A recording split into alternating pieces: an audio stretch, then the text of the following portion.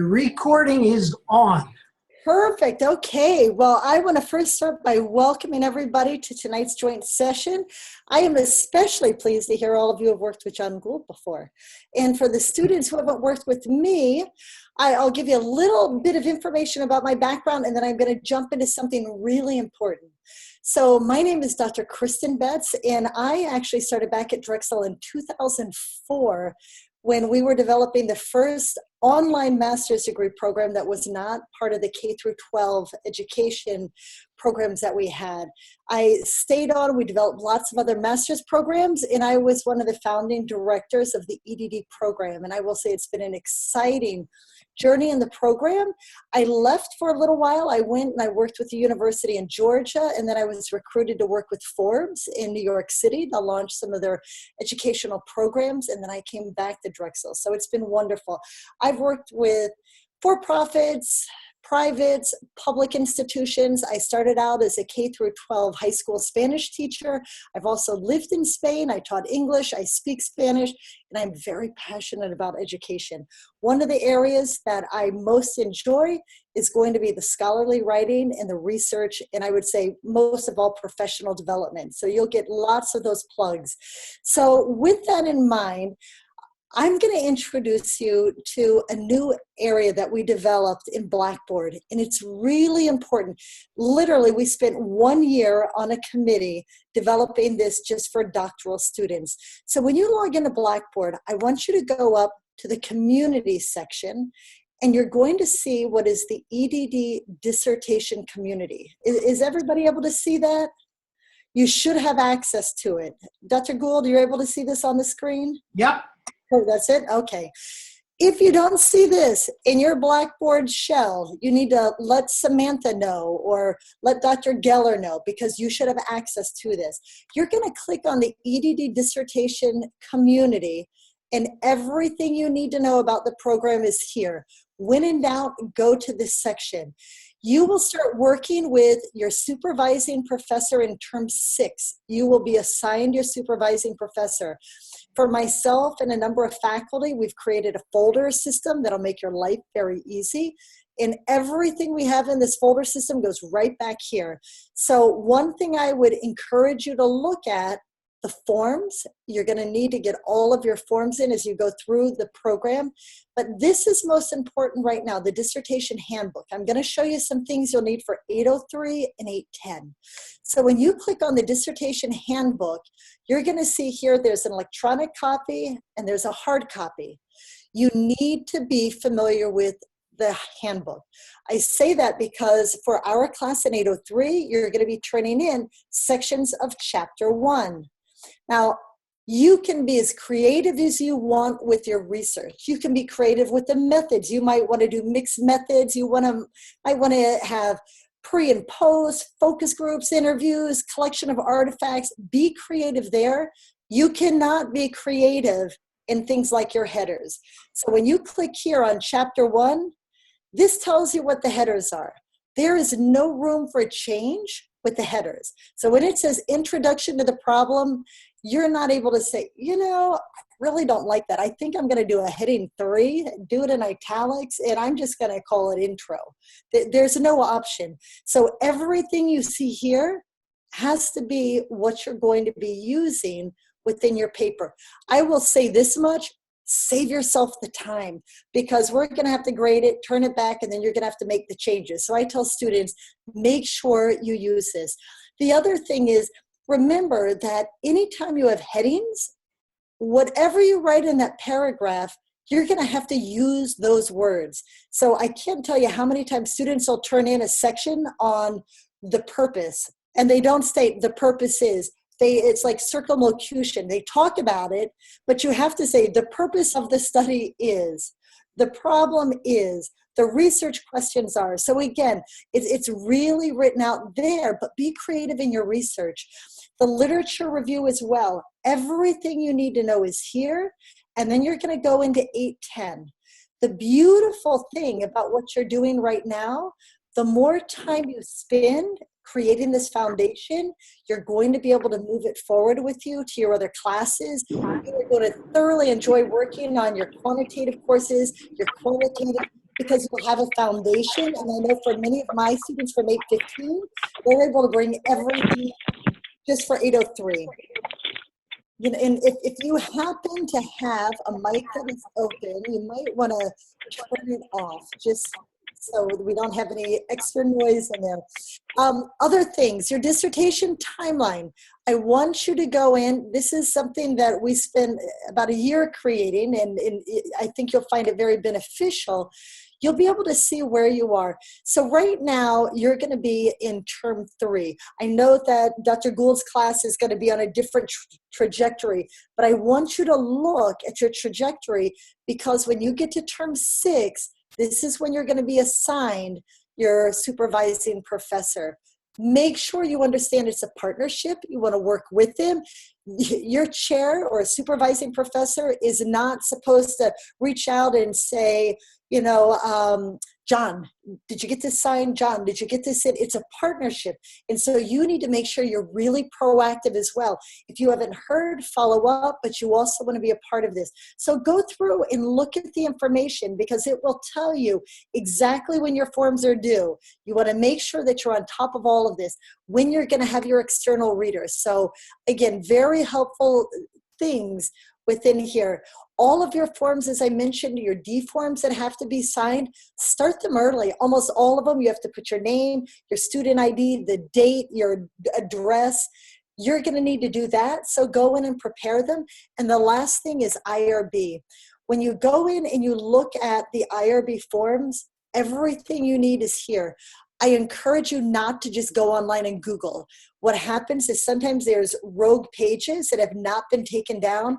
I've had students who have completed materials where they said, but I downloaded it. And I'm thinking, wow, you downloaded an old copy. So you want to make sure that you're coming here. The other thing is example dissertations. You've got the opportunity to go in and look at example dissertations. So you can go right into this site, and it's going to take you to the Drexel Library. Now, you're going to be able to go into the theses and the dissertations. If you pull up Drexel dissertations from the EDD program that are more than 3 years old, be aware that chapter 4 and 5 have slightly changed. So look at it for the content. Chapters 1 and 3 are basically the same, but some of the formatting's changed a bit. So you want to make sure your guide is the handbook. And so that'll save you a lot of time. I also encourage you to look at ProQuest. The dissertations we have are fabulous, but look at what other individuals are doing. For the upcoming assignment you have with chapter 1 and chapter 2, see what others have done. When you find a published dissertation, that means that student has spent 1 to 3 years, sometimes up to 4 to 5 years, working on a dissertation, multiple reads, editors, and everything has been approved by a committee. So instead of thinking at home, you know, I think this sounds really good. Why don't I try this question out and send it to Dr. Gould? Look and find dissertations that are within your area and see how they have framed them. And as you get ready for 810, look and see how the methods are connected. And that's exactly what we're going to talk about tonight. Your questions are going to lead you to the methods, whether it's quantitative, qualitative, or mixed methods. So that's it, Dr. Gould. I just wanted to make sure everybody was familiar with this area. Does anybody have any questions at all? No questions? Have you guys seen the community before? Some of you? No, okay. If you're saying no, make sure you're familiar with it. If you're saying yes, make sure it's not, yeah, I saw it, but you're actually in it. So that's it. I will leave this with you, Dr. Gould, and you can begin the presentation. I'm just going to close off for 1 second and just log in over here. Okay. So, and again, those of you who were in my face-to-face session in Philly, you know, we went through the design of the dissertation, and again, basically we'll say the Bible for you guys is the updated version of the dissertation handbook. And as Kristen said, you need to follow the headings, particularly need to be followed, because that's the structure we use. So that to me, I think is very important for you to do.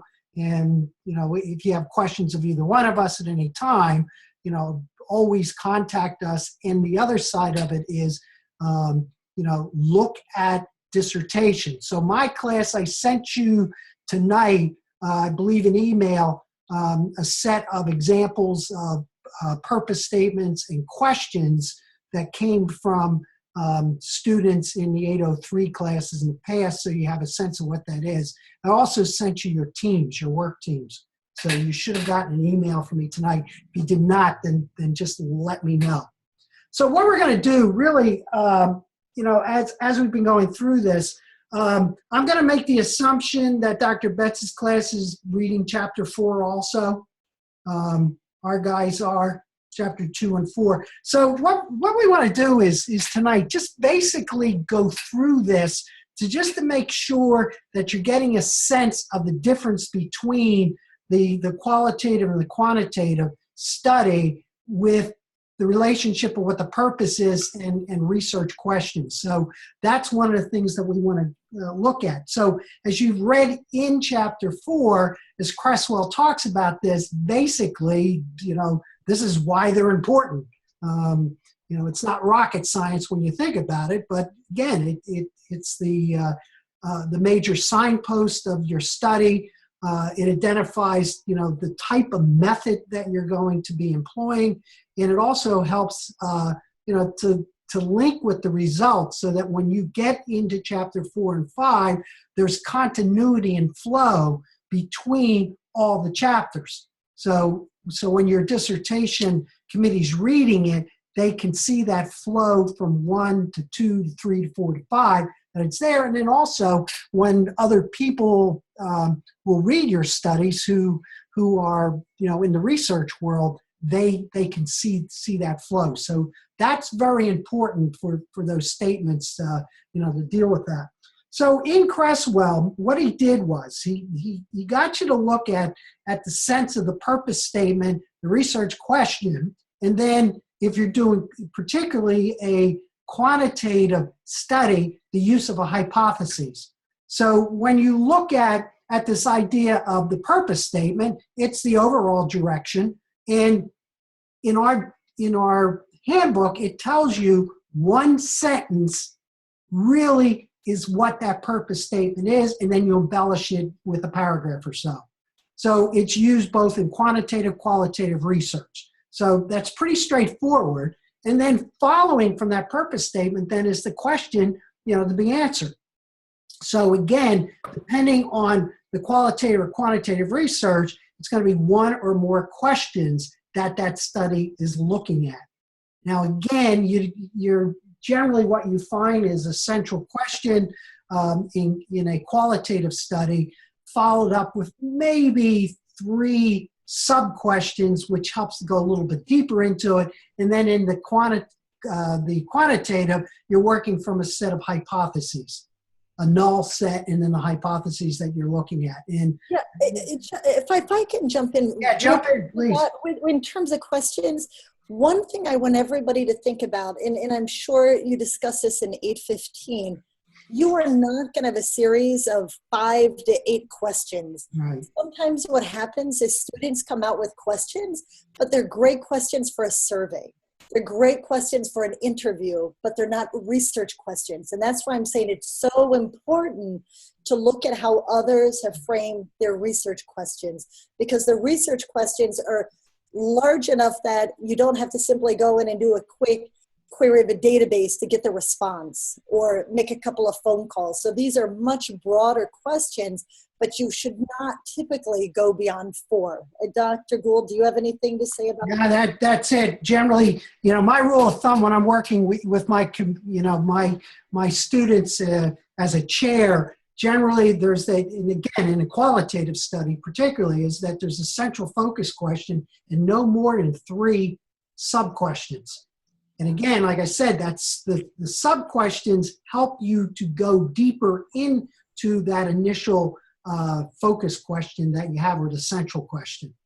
So yeah, I know some people come up with like 5 or 6, and as Kristen said, that the problem there is basically what you're doing is you're posing your survey questions or your interview questions. So again, we'll guide you through that process, but try to Try to get yourself to hone it down. Make it, the way I always say is make it as simple as possible. You're not making it really broad because you have to focus the question to a point that it's manageable to be able to work depending on what your research methodology is. Yeah, and the last thing I'll say is, remember, this is an investigation. It's not a simple yes, no. Right. So you are trying to understand the issue or the problem. So just keep that in mind. Yep. So what happens in really the major distinction between the qualitative and quantitative is this use of the hypotheses. And again, the hypotheses is you're making a prediction about an expectation. And if you read in chapter 4, this concept of the null hypotheses becomes important because that sets up the structure for what you're going to find. So again, the form is one or more statements. So you might see no more than 3 hypotheses in a particular study. Again, it's like looking at the research question, a qualitative study, where you do not want more than 3 or 4 questions. So again, it's just the structural aspect as you look at this. And then finally, when you look at the objective, you're looking at a stated goal, one or more objective. And again, typically the quantitative research is looking at that point of view, and you'll see the difference between qualitative and quantitative in a couple of minutes as we look at that. But what's important is, and I'm going to say, is the placement of this is you follow the Drexel dissertation manual. That's the key. That organizes all of this, whether you're doing a strict qualitative, quantitative, or a mixed method study. Okay? So with that then, as Cresswell points out, then really the difference is really in terms of these two is that the quantitative is much more closed in terms of its statement, whereas the qualitative is an open-ended. So what you're looking at in quantitative, really the difference there is you're looking at cause and effect. Again, you're asking the type of questions. Why did this happen? Why did it happen in view of an explanation of a theory? Because theory comes into that, and you'll see in a couple minutes where theory plays into a quantitative study. And then you're asking the different magnitudes of this. How much happened? How many times did it happen? Et cetera. It's very quantitative because the major focal point that you use for analysis is statistics in a quantitative approach, whereas in qualitative, it's descriptive. What happened? It's interpretive. What was the meaning of the people? And it's process-oriented. So when you look at a qualitative, and what you'll learn, particularly in 836, is that there's five major qualitative approaches, whereas in quantitative, the hypothesis drives it, and then the statistical analysis that you use when you're controlling for the variables that you're looking at in terms of the hypotheses. So that's the major difference when you look at these two. Yeah, and I'm just going to jump in there real fast and make a couple of statements. But when you're looking at a quantitative type of study, you're going to have the data. So it's more explanatory. Yep. You're trying to find out, you've got the dependent variable. I'm looking at retention. And I'm trying to find out what are the variables that are going to increase retention or possibly put students at risk of attrition. So it's explaining what is happening. With qualitative, it's exploring. It's really looking at the central phenomena. What's the problem? So you're not going to have the quantitative data per se, or the statistics.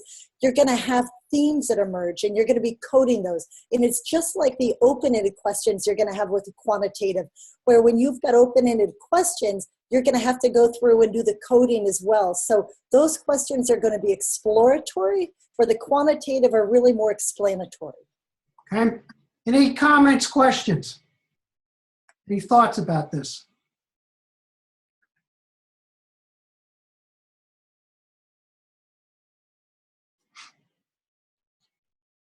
I don't have a question per se. I think it's just going to take me some time to think about this in comparison to what I actually want to do. Yeah, that's okay. Well, and the reason we're doing this is to, to give you this framework, because that's what you're going to begin to explore as you begin to think about what your problem issue that you're looking at, and then why we want you to go to look at how other people did their dissertations. That will help to narrow it in. And then also working within your teams or your groups, that discussion, I think, becomes important, will help you to begin to hone in. So like I said to my guys, you're not doing a study that's going to attempt to solve world hunger or something of that nature. And I encourage you also to reach out to other faculty members. The thing that should be driving your study is, how is it best to answer whatever the issue or the questions that you have? And so reach out, like we've got Dr. Janet Sloan, who's just brought on. She is phenomenal. You've got Dr. Connie Little. You've got just a number of faculty that you can reach out to and talk about it. But it's going to be driven by, what is it that you want to know? The other thing is, it doesn't have to be cast in stone. So for 803, right now, yours is just really looking at the foundation of what would be a blueprint. I told my students, it's like a blueprint. Next quarter, you're going to go in and you're going to develop out your blueprint. The next couple of courses, you're going to start building the foundation to the structure. You can always move things around, but right now you're starting to think about it, which in most doctoral programs, you're not even thinking about this until you're in the last year of the program or 2 quarters before you finish and start on the dissertation. So don't think you have to have all the answers now, but you want to start thinking about them. So it's an exciting time. Yeah, basically, again, if you think about it, you're starting to understand the structure of this, because, and what happens though, as you go through this, and what we say is what you come up with. Remember, this is sort of a beginning of playing within the learning space, because what's going to happen is you'll do a deeper dive into the quantitative approach in 835. So you're going to understand the real designs that are there and get into the statistical analysis within that particular course. Then you'll go into 836 and 837, where it will take you into a much deeper dive into the structure of qualitative research. So, right now you're saying, well, I'm not sure how I want to do this. Well, that's okay, because all we're trying to do is get you to begin to think about, formulating the problem, looking at what the phenomenon are that you're looking at, learning how to develop the structure.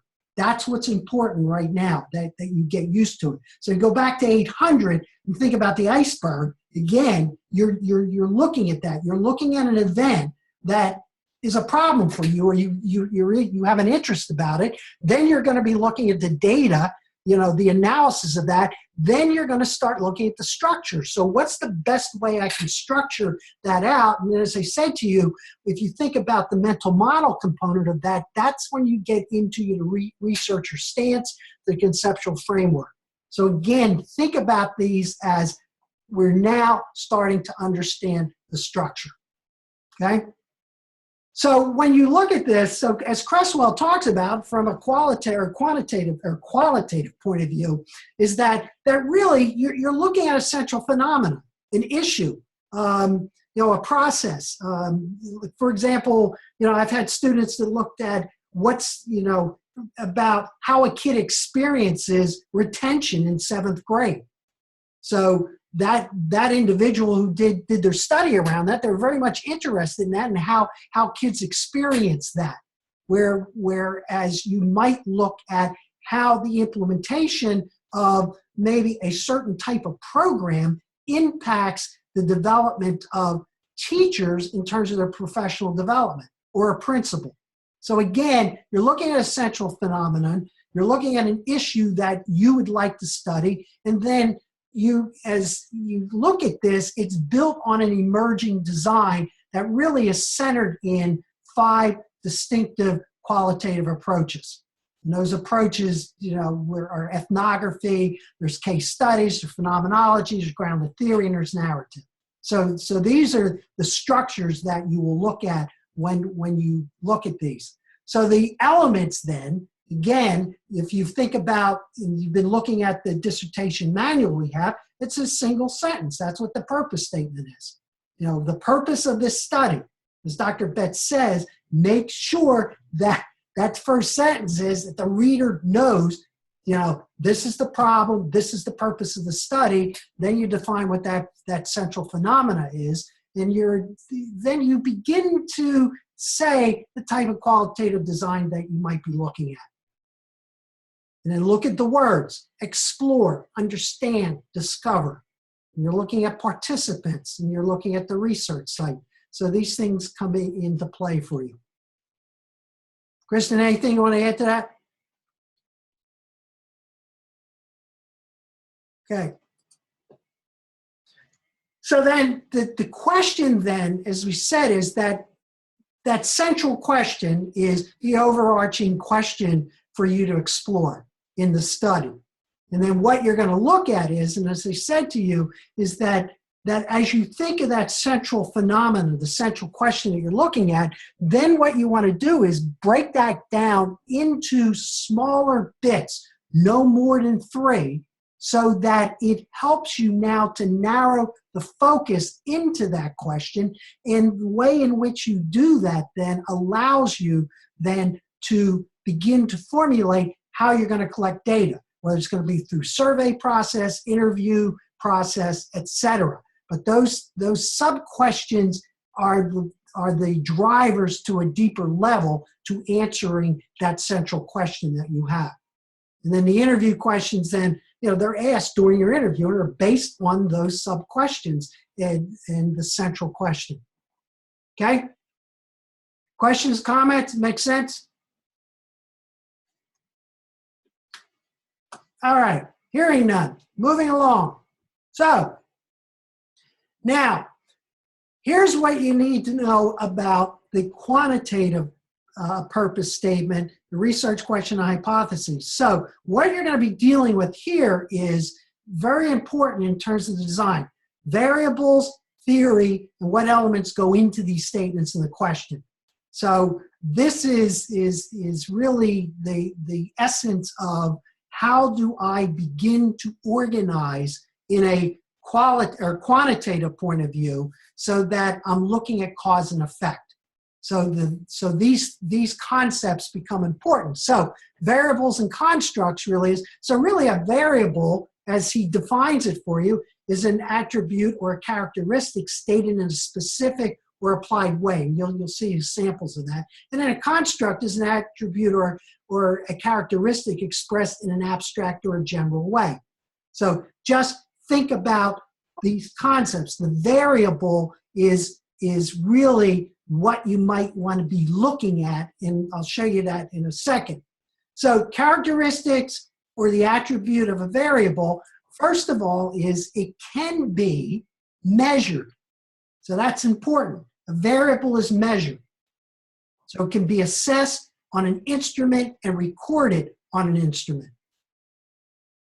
So again, surveys, Likert scales, things of those nature, you will, when you get into 835, will really delve into how to construct the types of instruments that will collect the data that can be statistically measured. So that's one area.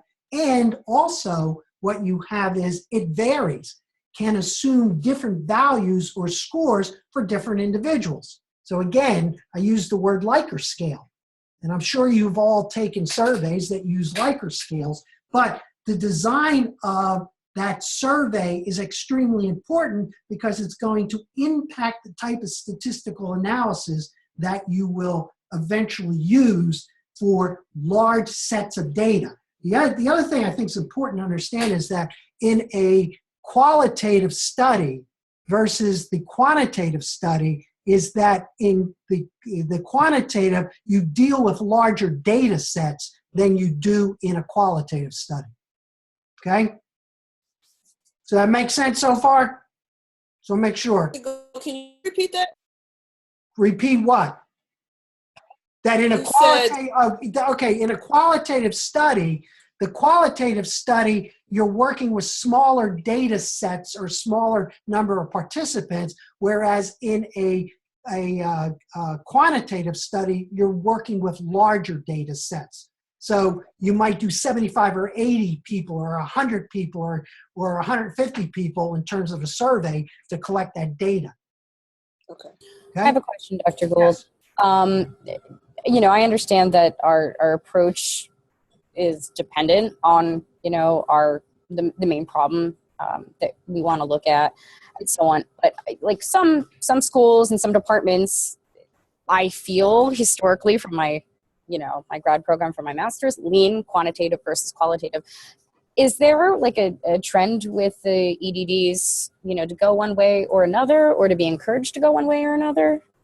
I think if you look at the number of dissertations that are in our EDD, the majority of them are mixed method or qualitative.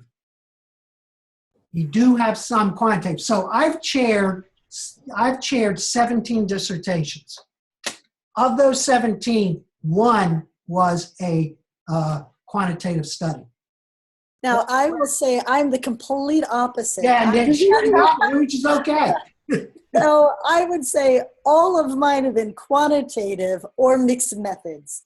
But it depends on, again, the questions. Yeah. I mean, I love the qualitative, but for the type of studies the students were doing, the quantitative, and that's where we'll talk later about explanatory sequential or exploratory sequential, because you may need the qualitative to preempt your surveys.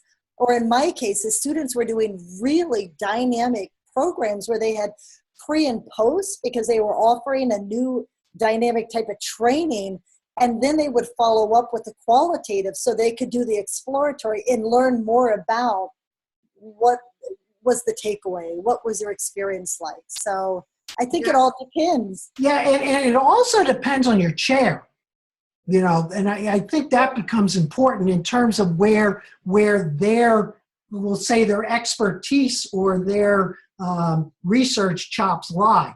So like for me particularly, I do quite a bit of phenomenological research because again, it comes out of my own experience as a superintendent in a person who has always done things to either teachers or kids because of programs, and what I'm always interested in, because my own philosophical bent, is how people experience what we do to them so we can hear their voice. Yeah. So, I will say the other thing, though, you and I have been on committees as second committee members. And I would say a large percentage of the committees that I'm on as a second committee member have all been qualitative. And so I think there's benefits because you want to make sure you've really explored everything on your end. Do you really want to do all qualitative? Do you want to do mixed? Do you want to do quantitative? It's exciting. You'll run into lots of dynamics, but these are great questions to ask someone. Don't ever feel you're locked. Yeah, and a lot of it will do, and I think what will start happening, and that's why the conceptual framework or theoretical framework is very important in Chapter 1, because where you take your researcher stance, as you begin to dive into that and begin to determine, who you are as a researcher, it's almost, again, finding the source of who you are as a researcher, that will help it quite a bit, as you begin to look at that. And then as you learn more about the methodologies of both qualitative, quantitative, and mixed method, it will start to emerge for you. It really will as you get deeper into this.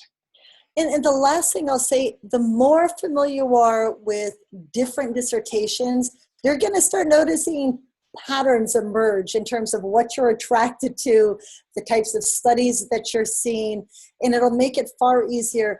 And again, reach out to faculty. Go onto the Drexel page where it's got the list of faculty members and just reach out. Send an email and find out if you can set up a time to talk to somebody, and that is extremely, extremely beneficial because they can help guide you. Sometimes it's hard on your own, but they can certainly assist. Yep, definitely. So again, this idea of variables and non-variables. So as you look at this, a variable can be leadership style, can be organizational control, autism. Those of you who are in the special ed program, I know a lot of you talk about autism. That can be a variable that you can begin to you know, explore or develop from the point of view of a quantitative study, and difficult but not impossible to measure, because remember, the key word to this is the ability to measure the variable. So socialization, imagination, intuition, discrimination, and then finally, ones that you can't, or almost impossible, is subconscious thought, world poverty, and stereotypes, because they lend themselves to more explanation and diving into perceptions and the concept of what I believe and what I think, which have a tendency to work better in a qualitative approach instead of a quantitative. So the key is the variables that you can measure. That is always the important component. Yeah, you also want to graduate, you know? Yes. I mean, you're going to take on world poverty, you better buckle down and be here for about 4 years. So you need to make sure it's manageable. So it's an excellent point. Keep going back to what's in green. Green is good. Green is good, and the other thing is you want to make this as simple as possible so you can get out of here. Very important.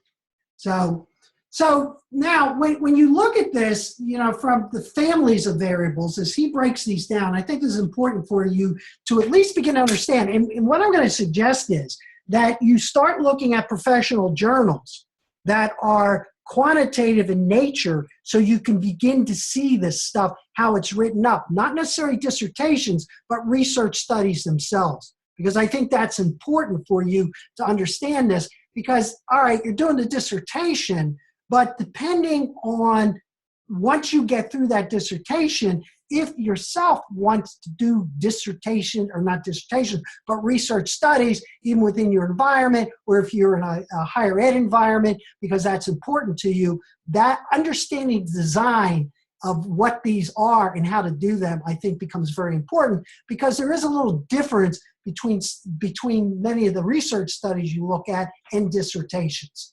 So, but what's important about this is that understanding the idea of independent variables. So these are treatments.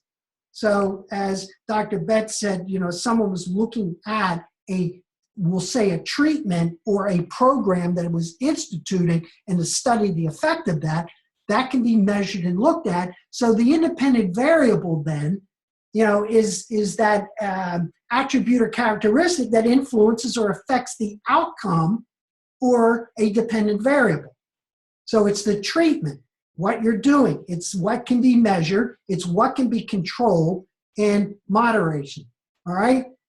So that concept is important. And when you get into 835, you will understand why the understanding of how to formulate these becomes important, because it ties into the measurement instruments that you will use and the statistics that you will use to determine whether or not the outcomes, you know, have some effect on the individual or the group that this is being done to. So independent variables then are the things that influence or affect an outcome. And then when you look at this intervening variables, which we'll look at in a couple minutes, is you move through that to a dependent variable. And basically, dependent variable is the characteristics influenced by the independent variable. It's the outcome. It's the effect. It's the consequences of that variable on the individual, group, or whatever. So that's pretty straightforward in understanding that, the independent to the dependent variable. But then there's these kind of interesting ones called intervening variables. And these are the ones that really, they stand between the dependent and the independent variables. And I'll give you an example in a couple minutes what that is. So this is a concept. This is the language that you need to understand related to variables. But then there's one more that Cresswell talks about, and that's these confounding variables. So I love the terminology. So what you look at here is that the researcher cannot directly measure because their effects cannot be easily separated from other variables, even though they may influence the relationship between the dependent and the independent variable. Now, right now, I'm more concerned about that you understand at least the language of this and that you will do a much deeper dive into the constructs when you get into 835, which you all will take. Dr. Betts, you want to add anything into this? No, I've got a great video that I'm going to share with my class. I'll pass it on to you as Yeah, well. pass it on to me, please. It's one of those fun Powtoon ones, but it really looks at understanding the independent and the dependent variables. So I know for myself, I'm a very visual learner and I need to see things multiple ways. I can read it, but I need to see it. I need to hear it. I need to reconstruct it, deconstruct it, reconstruct it again. So I'll send on materials as well. Yep, that's good. So Cresswell, in his book, you probably saw this in there. So he says, all right, here, to understand an intervening variable. So if you're just looking at at what is the convenience of office hours for a student. So interesting study. Well, the dependent variable might be students seek help from faculty. So what's the effect of that? What takes place there? So what he says then is step 2 of that, the independent variable is, so again, it's the office hour, but now what you begin to do is the intervening variable might be students becomes willing to take risk. So risk to talk to you, to come to it, or whatever. And what happens then is when you look at the independent and the intervening variable, what then you're asking is, how does that risk-taking or the willingness to engage with a person in the office hour, the dependent variable might be is, again, how does that influence the student seeking help from the faculty? Now, when I look at that and I think about it, and I don't know if Dr. Betts you agree with this or not, that to what extent a mixed method sometimes can get you to dive into that intervening variable. And the mixed method there might be interviewing some students who are coming into the office hour, and seeking the help and trying to understand that intervening variable might come out through the process of a qualitative approach of interviewing a certain number of students who, might exhibit, or you might get to understand this willingness to take risk. Actually, it's excellent, and you bring up great points.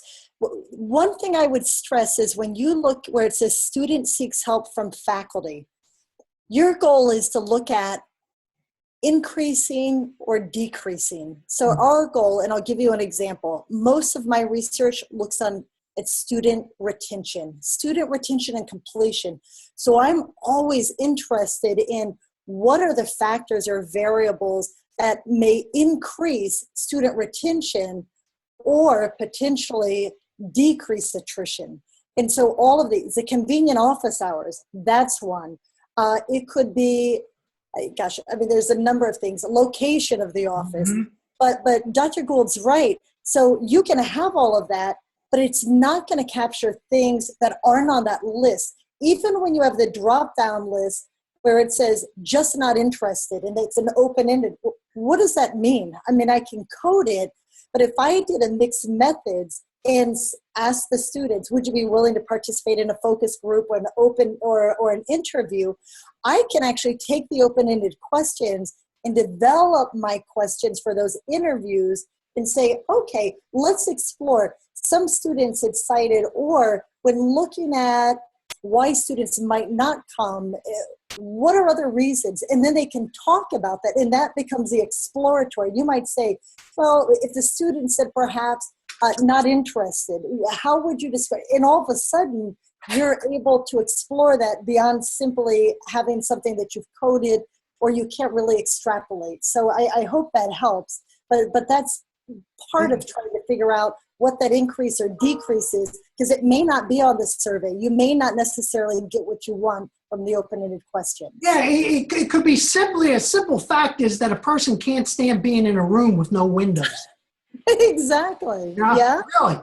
And you're not going to find that too many times in a survey, in a measurement, but generally those, from my point of view, is that the intervening variables a lot of time will come out if you do a focus group or if you do some interviewing of a sample using a certain type of sample with your criteria. But the main point here is again, you might be a little overwhelmed by this now, but what's more important about it is that you're starting to see the complexity, but also the simplicity of the design. So, Dr. Gould, I'm going to give you one quick example. I used to work as a consultant, and there was an individual who we had worked with who had a very large contract, and it was with a company, believe it or not, that made peanut butter. So at the time, it was, I want to say it was Peter Pan. No, it wasn't Peter Pan. Maybe it was their competitor. Skippy! The sales were going down. So that was a dependent variable. All of a sudden, costs are being affected.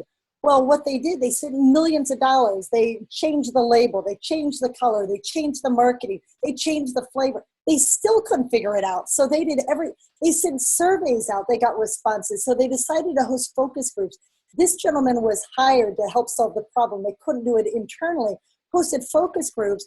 What had happened was they were still making peanut butter in glass containers. Now you have to realize this is 20 years ago, a small thing, but the other companies were now making them in plastic. Well, who eats peanut butter? Children. So it's a small thing, but had it not been through the focus groups, you wouldn't have come up with the intervening variables or something that would be more explanatory.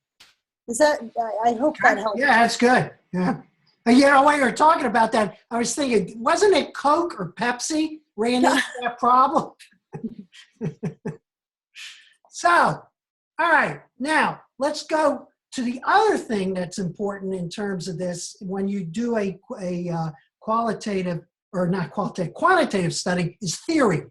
And so what you'll see in chapter 4, if you're reading through this, what he begins to talk about this is that the theory is the bridge between the independent and dependable variable. Now, what's important about this, and remember, my guys, when I talk to you about the literature review in a qualitative study versus the literature review in a quantitative study. And this is important because the literature review in a quantitative study is extremely important for setting up the structure of what you will do, whereas in the qualitative study, it's more or less setting a framework for the reader to understand what you're exploring.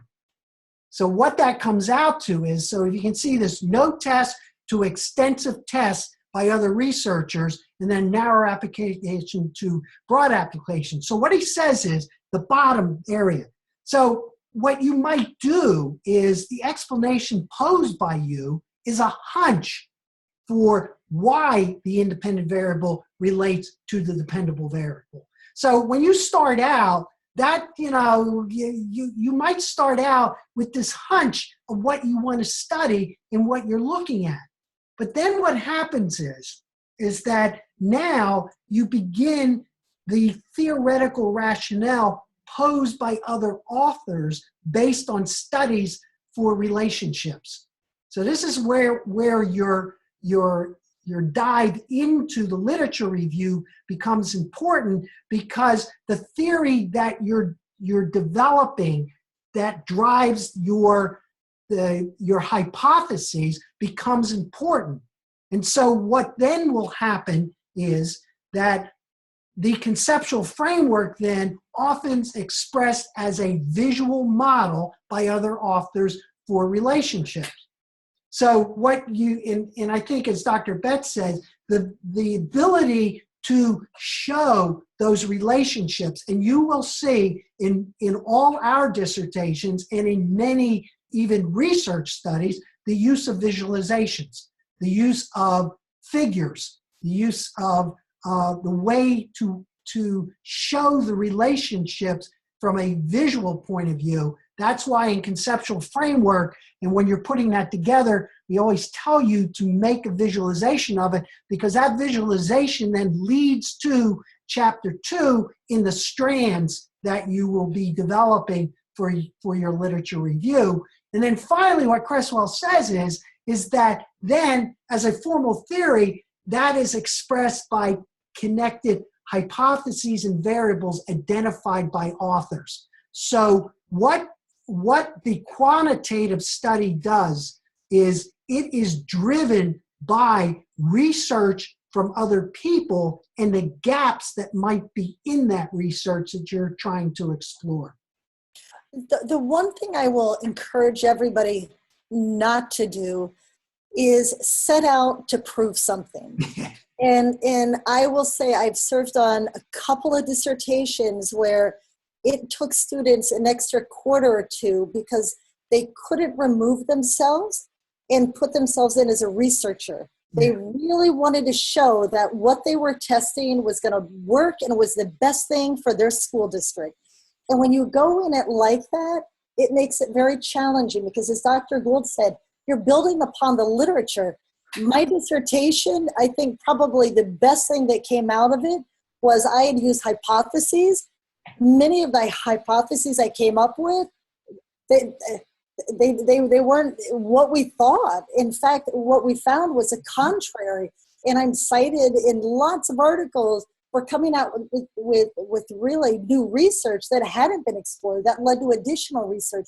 So don't think that proving something is what you need to do. You're exploring it, you're explaining it, and that's what's going to make you the expert. We don't need to know what you want to do, but you want to lead the research so people come back and they say, oh, Summer, whoever it is, or Jennifer, we want to talk to you about your research because you're the researcher, and it's going to emerge. So yeah, and boy, and I think that's a great point, because what that does is to one extent shows the difference between qualitative and quantitative.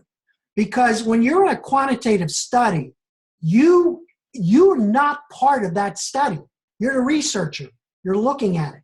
Now, in quantitative or qualitative study, because if you're doing action research, if you're doing phenomenology, and even in case study, you can become part of the field. So there's a major distinction between those two research types, that the one, you're not part of it at all, and you have to stay out of it. So you're not trying to prove something. What you're trying to do is you're trying to be as objective as you can. That's why scientific study, particularly medicine, etc., that generally what you find quite a bit, obviously, in those terms, are quantitative approaches, because they have to be measured, they have to be statistically significant. And it's not you, it's the variables that you're looking at, and you stay out of them and you don't bring anything to them. I think that's important to understand. Any comment, Dr. Betts? No, it's great. I love the dynamics. The other thing is, as you said, with the qualitative, you are part of the study because you're explaining, you're exploring and explaining. It's very different from the other where you are removed. So a simple way, and I liked what he did in this, and I put this slide in here, is that really, the quantitative explaining or predicting is variables. It's X into Y, so the independent variable influences a dependent variable. That's the simplest way of thinking about it. Now, obviously, you can have some confounding things in there, but that is the easiest way of looking at it, whereas in the qualitative, it's the understanding or exploring the central phenomena, in-depth understanding of the phenomena. Why? External forces that are shaping it or are shaped by why. And that's why when you look at the 5 major qualitative approaches, they like a narrative. So for example, a narrative approach, you can use one subject for the study, and it's a story. And I say, tell people you better be a good writer to do that because the story is very, very important. But in other studies, 6, 7 people, like in a phenomenological study, you can do 4 to 8 people, and because you're going to do in-depth interviewing of those individuals. You're not going to interview them once, you're going to interview them 2 or 3 times, and you're going to generate a lot of data through the verbiage, and that's where coding and comes into play, coming out with themes, etc. So the difference is, if the 2 of them is the simplicity of looking at the impact of the independent on the dependent, whereas you're trying to understand that phenomena and how a person experiences that phenomena within their environment. And I will say, I think this is the best slide of the night for me. It explains everything. Yep. You see, it doesn't say proving, explaining or predicting, because you're gathering that data and you're explaining what your findings are. And if you look at the qualitative, and we've said this from the beginning, you're exploring. And that's why you're a part of it. And that's, I think, really the distinctive part right there. Yep.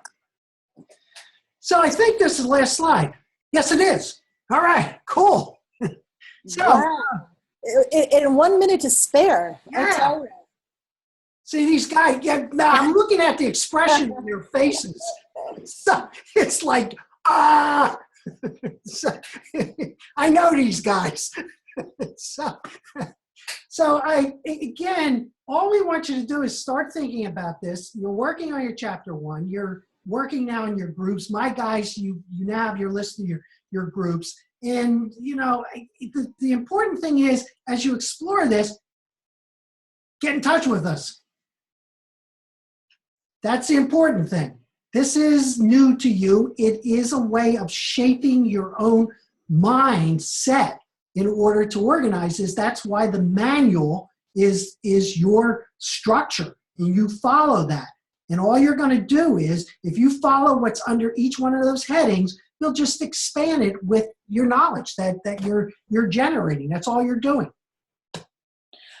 I think probably for me, the most exciting part is we're talking tonight. We're going to come back in a couple of weeks. We'll see you in the upcoming quarters. You're going to be attending committee meetings, and someone will say, I've got a great idea for a study, or, somebody did this, and you're going to look and think, really? That doesn't look, can you tell me more about the research design? So this is just the beginning. It's amazing the lens that you're going to have where you're going to become really critical because you're getting a strong foundation right now. And the other side of it too is, and I keep reminding you guys, is that don't forget what you learned in those other courses, the core courses, like 800, 845, 802, 804, 804, all of those. Those I think are important for you because they're set up to get you to think about your environment from both a systemic point of view, an evaluative point of view, a creativity point of view, etc. And that should help stimulate some of your thinking about design. Okay? So that's basically it. I don't have anything else to say. Any questions, comments?